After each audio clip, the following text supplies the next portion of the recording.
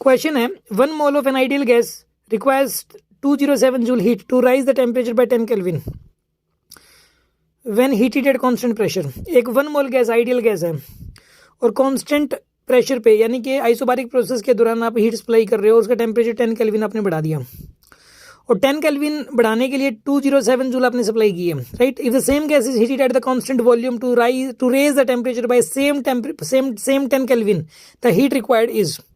इसमें यह बोला है कि अगर कांस्टेंट वॉल्यूम पे अगर टेम्परेचर 10 केल्विन राइज करना हो तो हमें कितनी हीट देनी पड़ेगी, ये पूछा। देखो कम ही देनी पड़ेगी।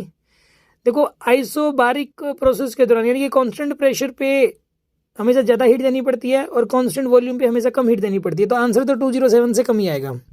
सी तो हो नहीं सकता, इसमें से सी नहीं हो सकता। क्या आंसर आएगा, इसको कैसे सोल्व करें, इसको सोचने का प्रॉपर तरीका क्या होगा, ये एक्चुअल में क्वेश्चन क्या गिवन है, इस बारे में अभी डिस्कस करते हैं। अगर आप फिजिक्स की कोचिंग लेना चाहते हैं, आप IIT और नीट के लिए प्रिपरेशन कर रहे हैं, तो आप मुझसे इस नंबर पर कांटेक्ट कर सकते हैं 7404222228। देखिए इस वाले क्वेश्चन के अंदर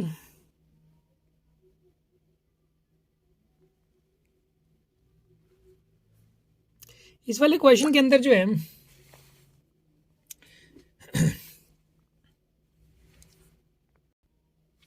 देखिए इस वाले क्वेश्चन के अंदर जो है ना, यहाँ पे गैस दे रखी है, ठीक है। यहाँ पे ये कंटेनर है और इसमें आपने ये 1 मोल गैस है और टेम्परेचर इसका 10 केल्विन राइज करना है और आइसो कांस्टेंट प्रेशर पे तो आपने सप्लाई की 207 जूल, ठीक है। एक बात बताओ, 1 मोल गैस का टेम्परेचर 1 मोल गैस का टेम्परेचर 10 केल्विन राइज करने के लिए जो हीट देनी पड़ी वो देनी पड़ी 207, ठीक है। अब 1 मोल गैस का टेम्परेचर अगर मुझे 1 केल्विन राइज करना पड़ता तो हीट देनी पड़ती 20.7 जूल। ये बात मानते हैं आप।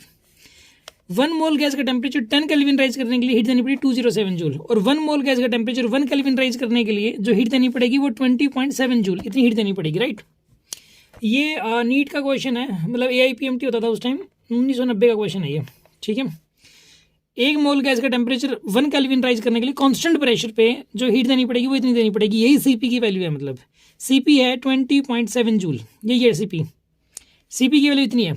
और आपको पता है कि CP माइनस CV होता R की वैल्यू इसने दे रखी है 8.3 दे रखी है, तो 20.7 minus CV is equals to 8.3 और CV की वैल्यू आएगी 20.7 माइनस 8.3, यहाँ से आंसर आएगा 12.4 जूल।